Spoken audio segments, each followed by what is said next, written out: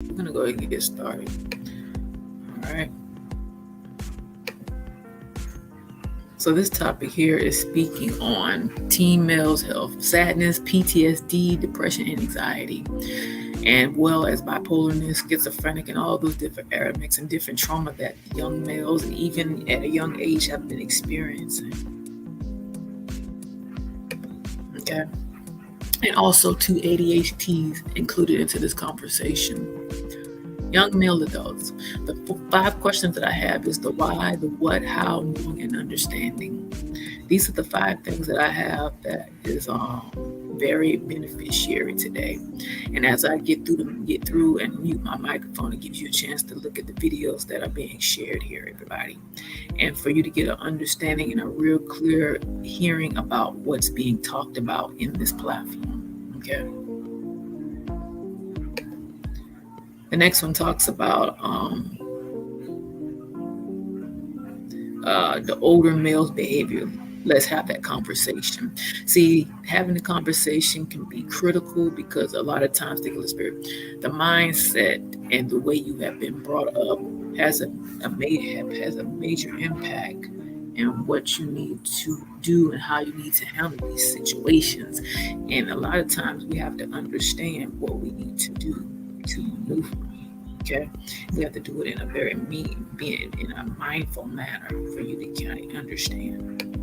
Okay, so now the few videos that you're going to be watching for the next few is going to give you a little insight about the mindset of how mental health and how people interpret it. The different mindsets, as you see, have a different way of thinking, a different way of interpreting, a different way of understanding. So the next few videos, because I'm getting ready to mute my microphone, you're going to get a chance to hear about a lot of different things that's getting ready to be taking place, everybody. All right?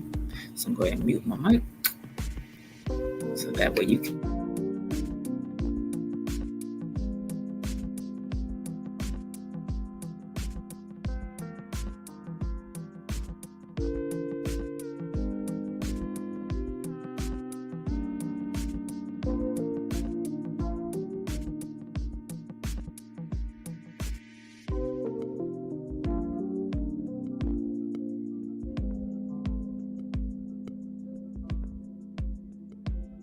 Mental illness can affect anyone. Mental health affects how we feel, think, and act. It's important at every stage of life so that we can cope with stressful situations, work productively, and make meaningful contributions to our community. However, the statistics are staggering. Over 45% of teens suffer from a mental disorder, and 1 in 5 teens suffer from a severe mental illness. That's 20% of our teen population. Mental illnesses are brain function disorders. They have many causes and result from complex interactions between a person's genes and their environment. A person struggling with mental health should not be viewed any different than if someone were experiencing a physical illness. Mental illness is not a choice or a failure. It does not discriminate. It can affect anyone, regardless of age, gender, social status, ethnicity, or any other aspect of cultural identity. In fact, mental illnesses occur at similar rates around the world, in every culture and in all socioeconomic groups. The concern with mental health isn't just about the statistics, it's about well-being. It can affect families, friends, and our communities. But you can help make a difference by learning to recognize the signs of mental illness. A mental illness makes the things you do in life hard, like work, school, and socializing. It's also not always clear when a problem with mood or thinking has become serious enough to be a concern. Sometimes a depressed mood is normal, such as when a person experiences the loss of a loved one. But if that depressed mood continues to cause distress or gets in the way of normal daily functioning, the person may benefit from professional care. If you think you or someone you know might be struggling with their mental health, it is best to consult a professional. Early identification and effective treatment is key to treating a disorder and preventing future disability. A healthcare professional will connect symptoms and experiences to help formulate a diagnosis. Suicide is the second leading cause of death for young people between 10 to 24. If you're thinking about suicide, are worried about a friend or loved one, or would like emotional support, call 1-800-273-8255.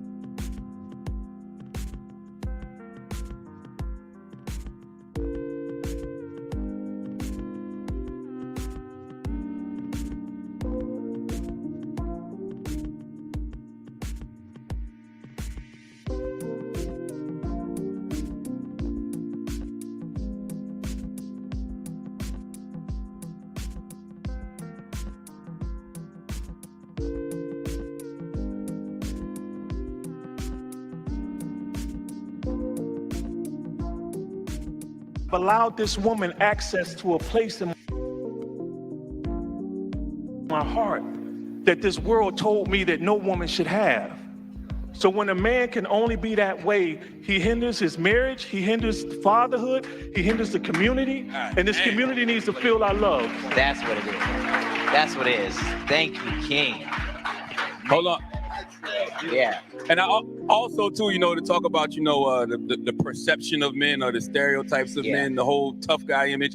Jason will beat your ass now. Jason is how many degree black belt are you, Jason? I'm trained in many martial arts. There's a lot of martial arts. Yes. Just let that be known, okay?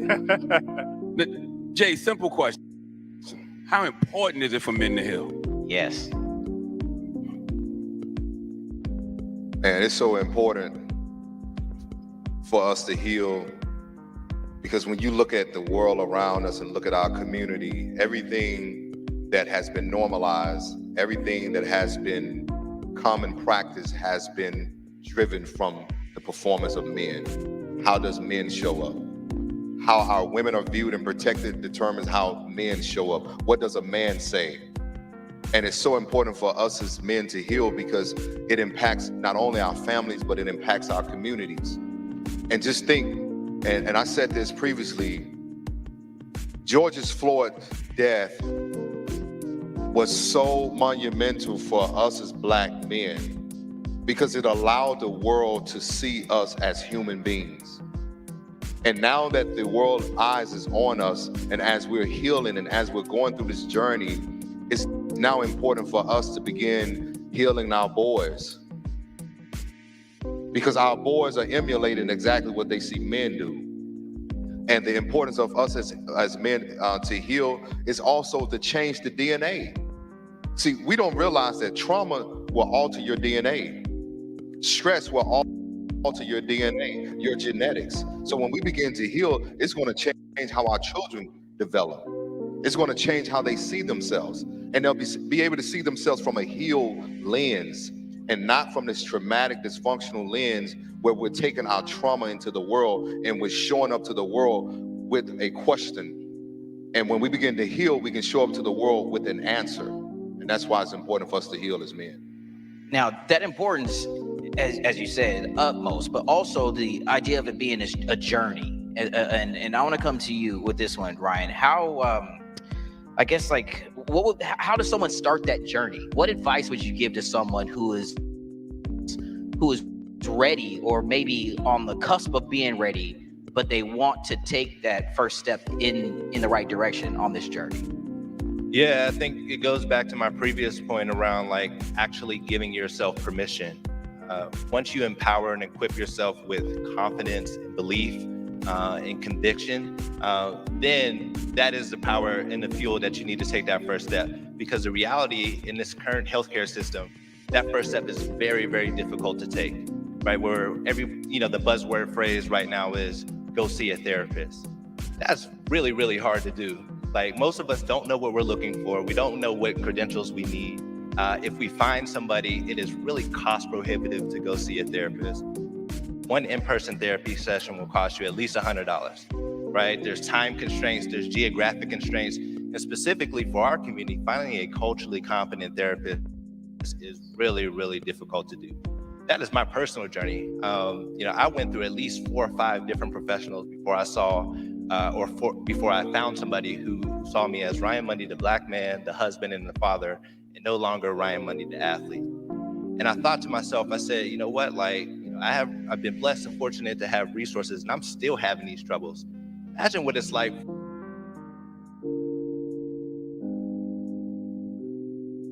for the folks on the south and west side of Chicago. Imagine they really need help and support, right? But it all, for me, again, circles back and saying look, let's give ourselves permission. And then it's events like this, platforms like Alchemy, etc., which we need to start thinking about democratizing access to real care. That is always and forever will be a barrier in general for the healthcare system, but it's particularly compounded for our community. So we really need to be rallying around each other, supporting one another, at every twist and turn, because the inevitable will always happen. But we need to rally amongst each other as a community and make sure that we're empowered to take that first step and be equipped for the journey ahead. Word. I want to ask all three of y'all then, so what was that first step? What was the first thing you did that got you on that journey towards healing? Of course, this acknowledgement thing.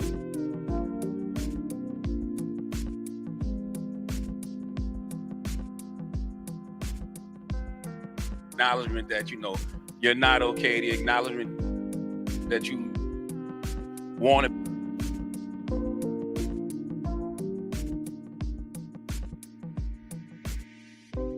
be better. But what was the first thing you did? Because that's one of the reasons I want to introduce people to people and resources. But what is that first thing you should do? I went to Google. I typed in black therapists near me, mental health support. That's literally was the first step for me. And even in that process, it's still really hard to get access to the right information or get the right results that you're looking for, because the landscape in its current form is highly fragmented. There's less than 4% of clinical professionals or black or of color. There's a huge supply and demand imbalance, and it just doesn't meet the need for our community currently. And because conversations like this are happening, as the stigmas fall, then the demand increases, right? So more and more people are starting to show up and want to take that first step. But if you go to Google and you type in black therapists or mental health support, it's a really, really rough and rocky start. And that's why going back to that first comment around just giving yourself permission, that confidence, because that journey is not easy. What about you, Jason? What was your first thing? I was thinking as you were talking, what's interesting, we search for black therapists because we think that, if you're black, you'll understand my experience and what I'm going through, which makes sense. And my wife, when we were considering separation, she says, hey, I got someone for us to see. His name is Dr. Tim Bro. And the funny thing about it, I thought he was black because it was Bro in his name. And so when I called him, I heard his voice. I said, are you African-American? He was like, no. I'm like, well, how can you understand what I'm going through? I quickly realized he didn't need to understand my experience. He needed to understand the effects of trauma. When I got with him and my wife, we did intense psychotherapy. Our first session was 7 hours, I believe. For me, that was the major step that transformed not only our marriage, but me personal. So just taking what you desire deep inside. I want to be the best husband I can be. So the first step was moving past my own fears, moving past my own negative thoughts of myself and what I haven't done, and say, hey, let me think on what I can do and who I can be. And so my first step was to go to psychotherapy with my wife. And then eventually he's become a great friend of mine who I talked to, actually just before I came here. Because like you say, there's no point of arrival. Do not be deceived.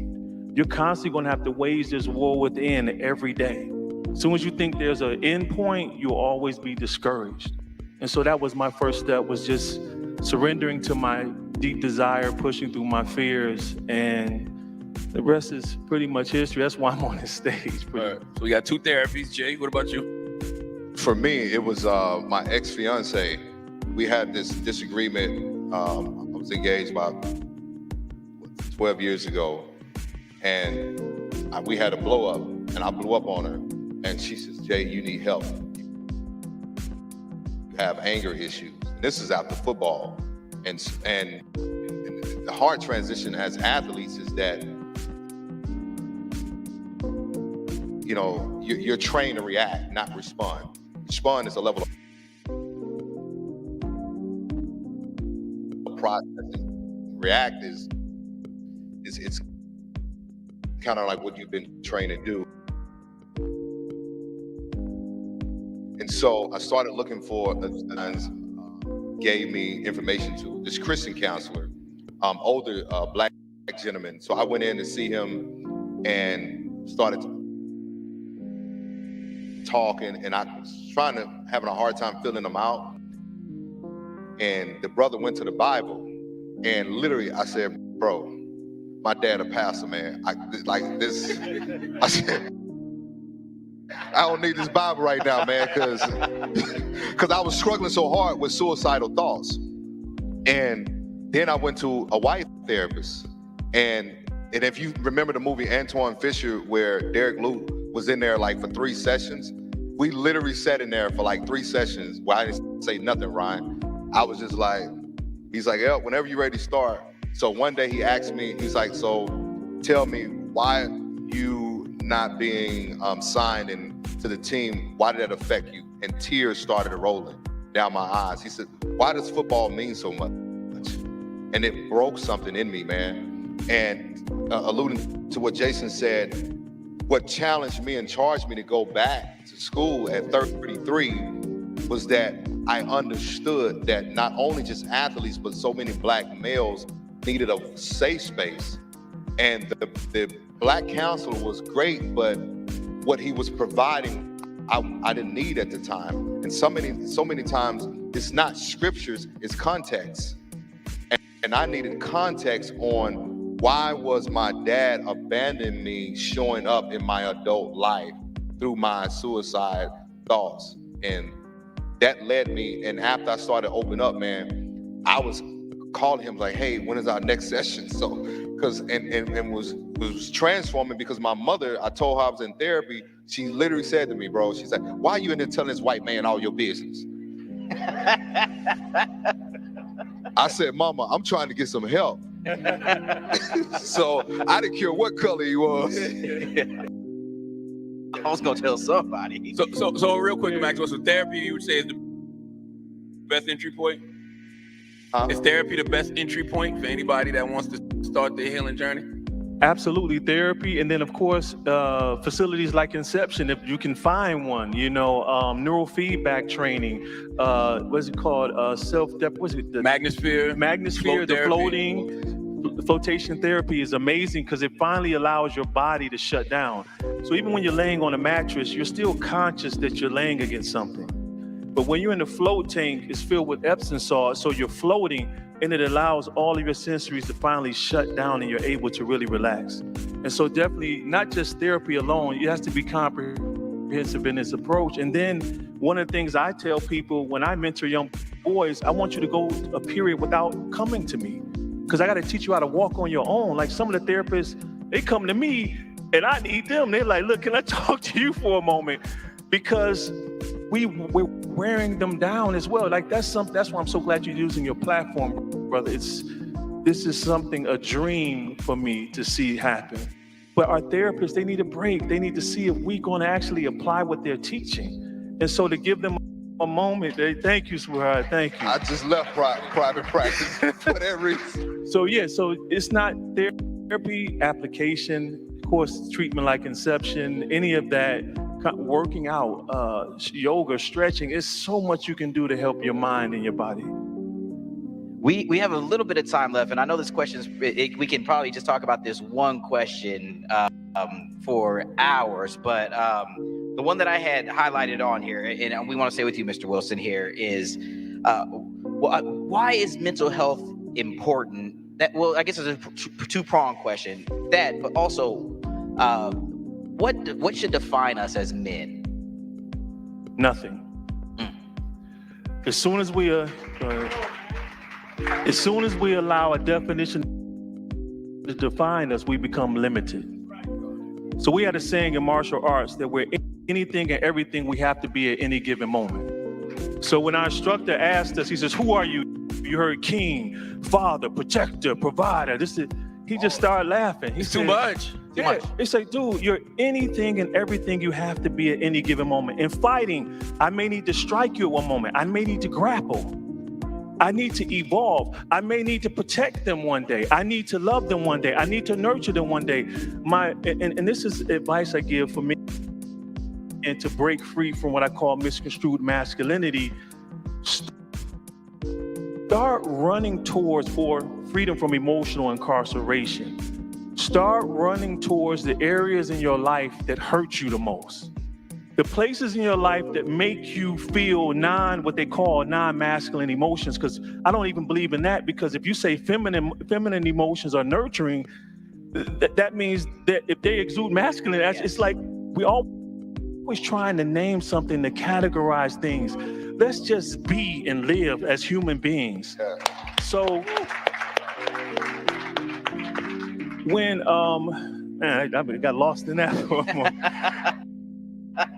We right there with you. Yeah, so where was I? I know that right there just took me, man. But anyway, what I'm saying is that when you become comprehensive, running towards the pain, there we go. So my mother was diagnosed with dementia. And I used to be so judgmental when people wouldn't come see senior citizens in the nursing home, or my mother had to get admitted to the hospital often for a psych evaluation. And one day a big, huge white guy come in, motorcycle driver, sit next to me and just breaks down crying. He says, this is the hardest thing I ever done in my life. He says, I can fight, I've been this and that, I've done this. He says, but to see my mother deteriorate before my eyes is shaking me to my core. Because as men, we're not used to accessing the other emotions that the Most High has given us. We can't even show up like 100% to some serious situations or where they need us to be nurturing and understanding. My wife had 5 miscarriages. I was checked out because I didn't know how to cry. I didn't know how to express it. We were just saying we didn't even know how to convey it to our daughters because we taught we're supposed to be strong all the time. But when you go as a man, when you start going to those areas, to the grandparent who's aging or someone else that pulls at your heartstrings, now you're allowing yourself to live from the good in your heart. Yes, you need to be the protector, provider, making sure the pharmaceutical companies aren't hurting her, Jason. But are you patient enough when she asks you a question 32 times, you ask her to repeat it the 33rd time?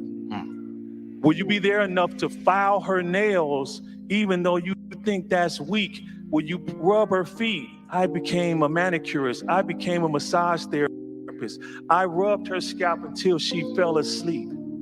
I sat with her. I cried with her. And because of that, now I can really live from the good in me.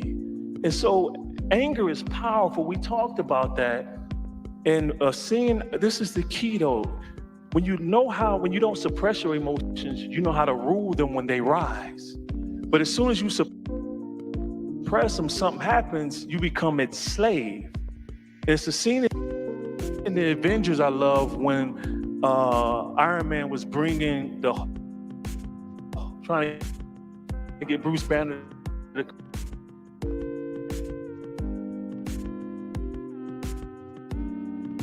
like this a creature.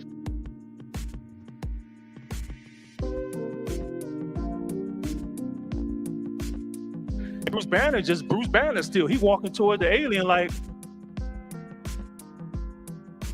don't you want to turn green? He said, no, don't you need to get angry? He says, that's my secret, Captain.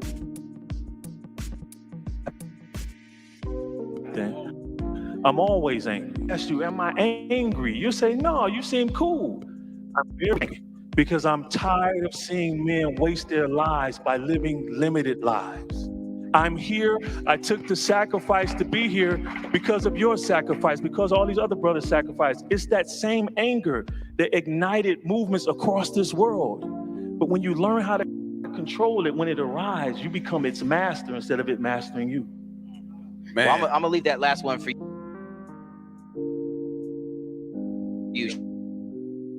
Charlamagne, I'm gonna let you wrap this up too, bro, because No. I'm telling you, man, we have an opportunity because this is a made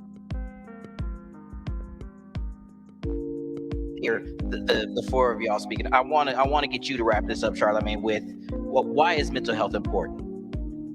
Man, mental health is important because, you know, I just want to be the best version of myself at all times.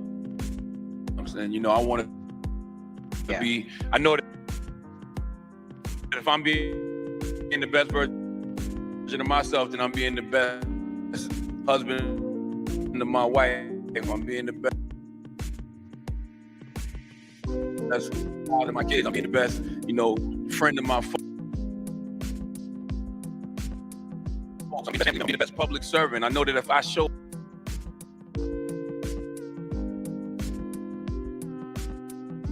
up and take care of my mental and emotional health, and I can really fulfill the destiny that I think God has for me on this planet. You know what I mean? Yeah. Well, thank you for being such an advocate.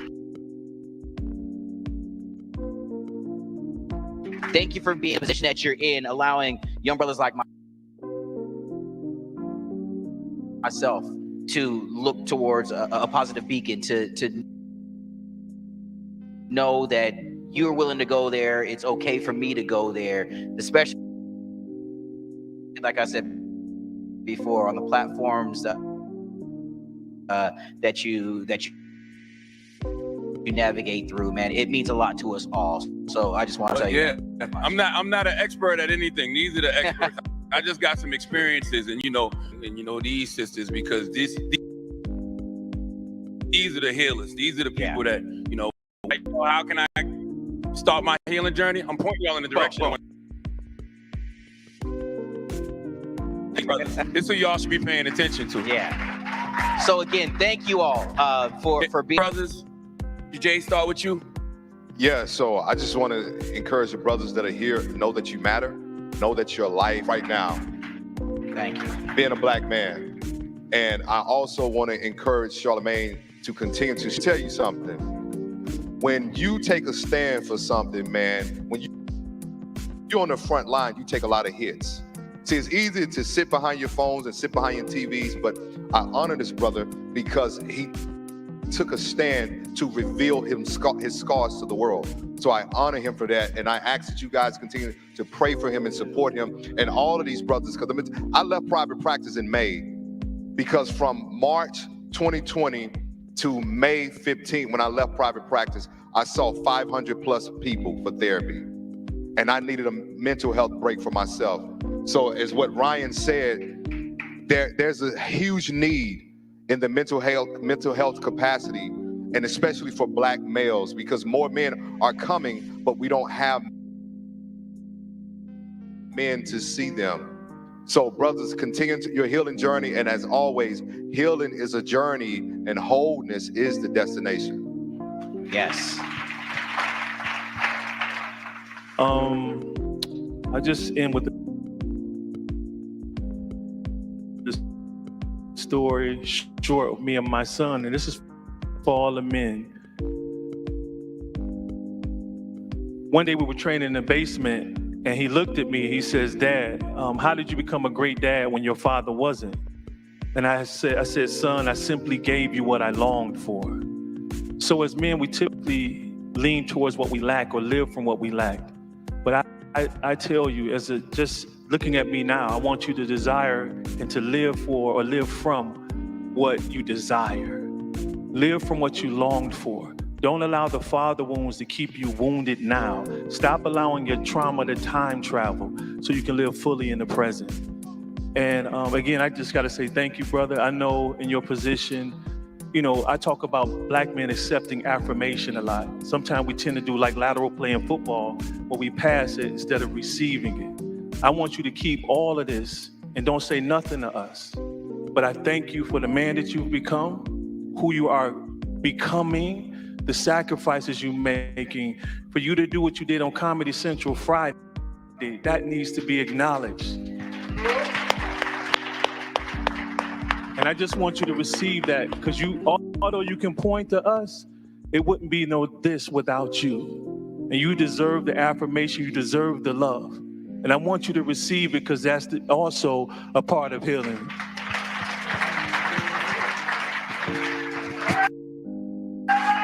Yeah. Get juicy. Thank you.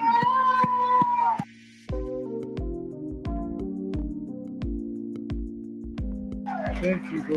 We love you. Thanks.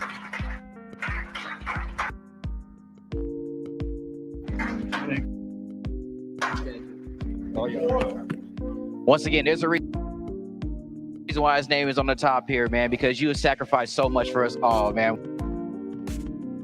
One more round of applause for all these amazing brothers up here on stage. A big thank you to you all. We have breakout rooms that are happening. Once again, thank you all for your time.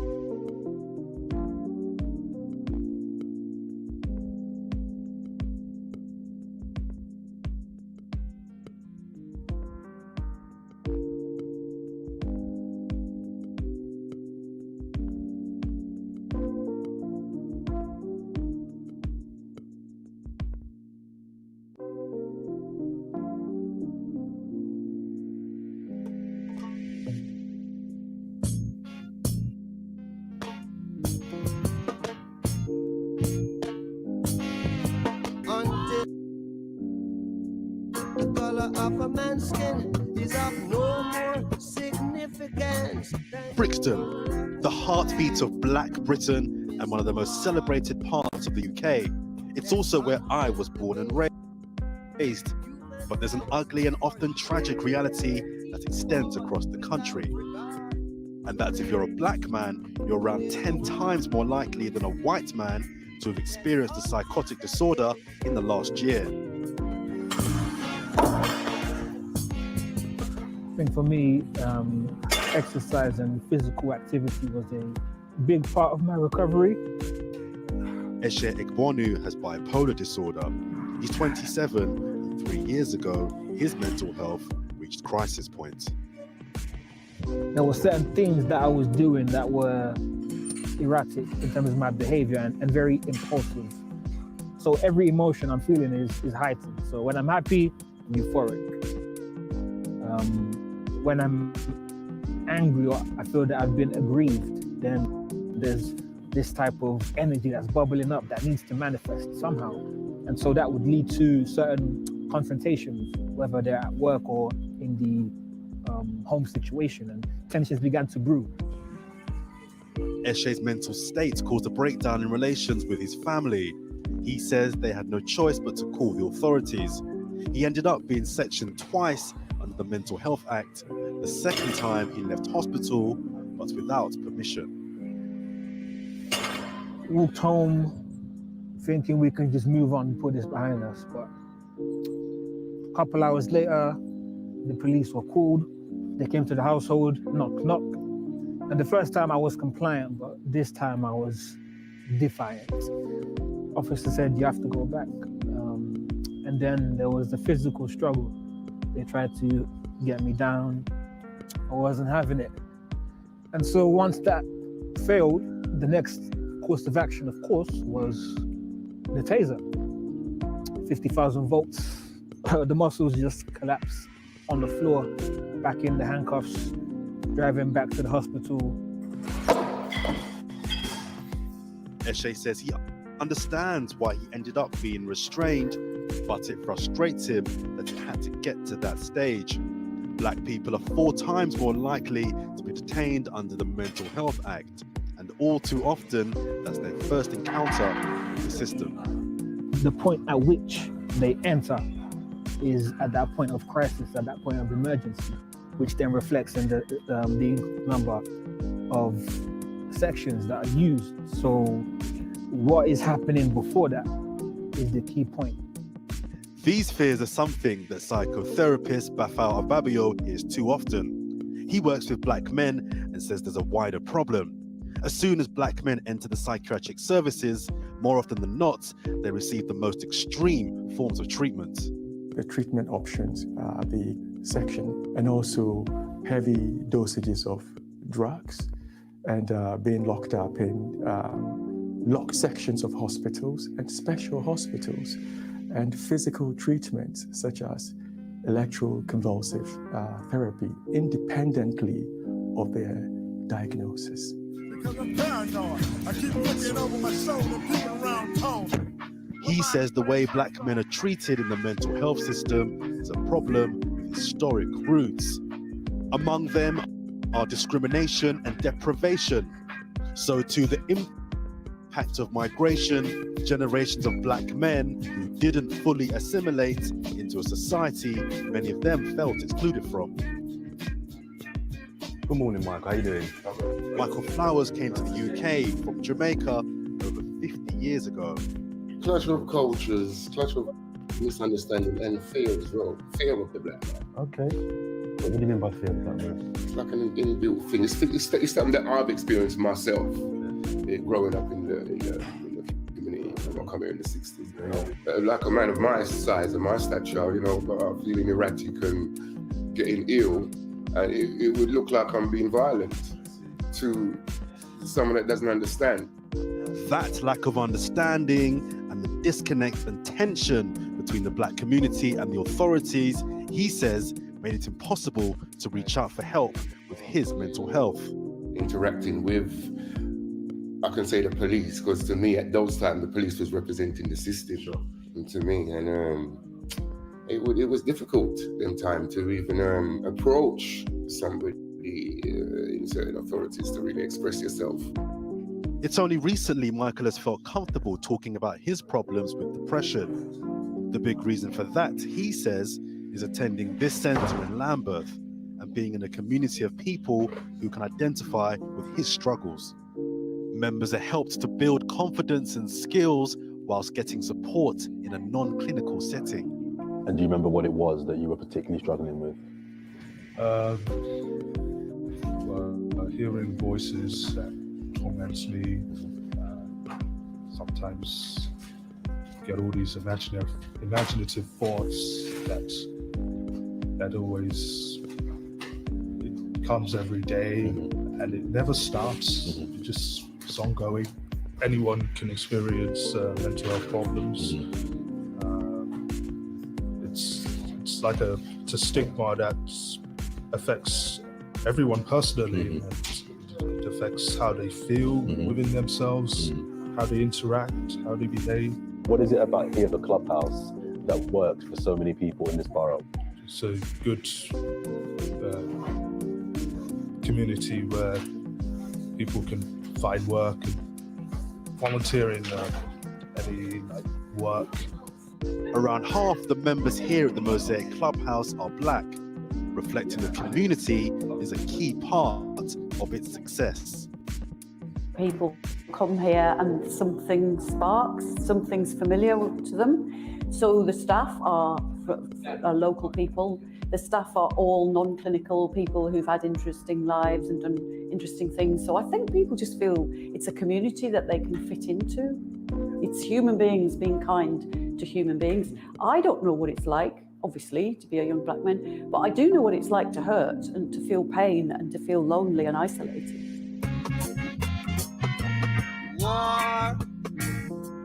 The work on the ground within Lambeth is significant. Local councillor Jackie Dyer feels one of the key reasons black men are being failed is because members of the community aren't being involved in the decisions affecting them. South Africa.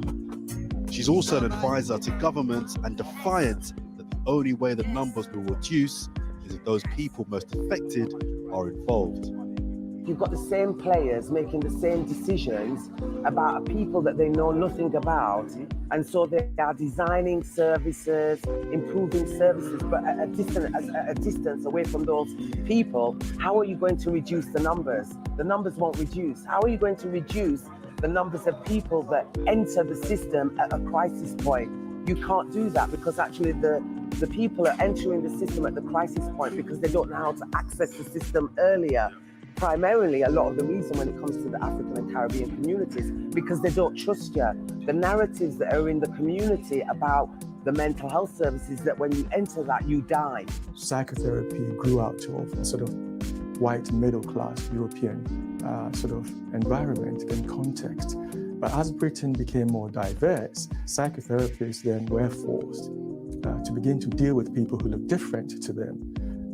You cannot really apply those same cultural ways of understanding the world to people who come from different contexts. And we know we shall win. And that is what the government has to change if it's serious about tackling the problem. The Prime Minister has commissioned a review into the Mental Health Act, acknowledging the disproportionately high numbers of black men being detained.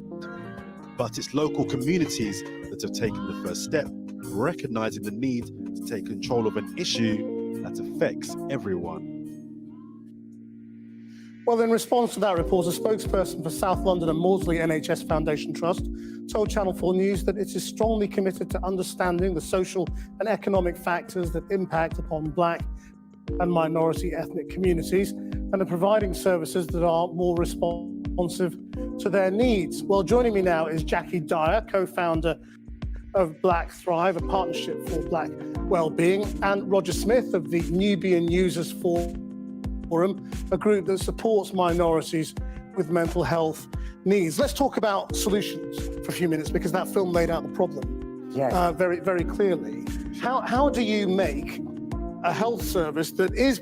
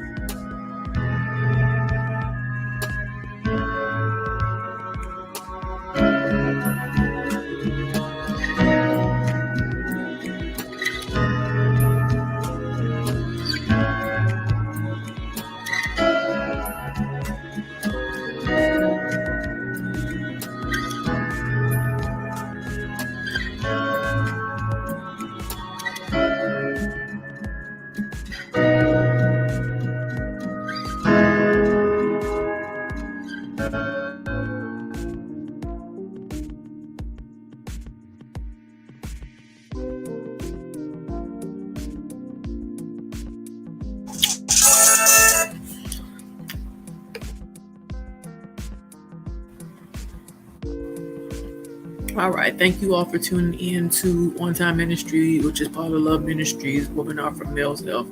I'll see you next month, everybody. Have an amazing and a wonderful Monday. God bless you. I love you. And I will talk to you all soon. See you later.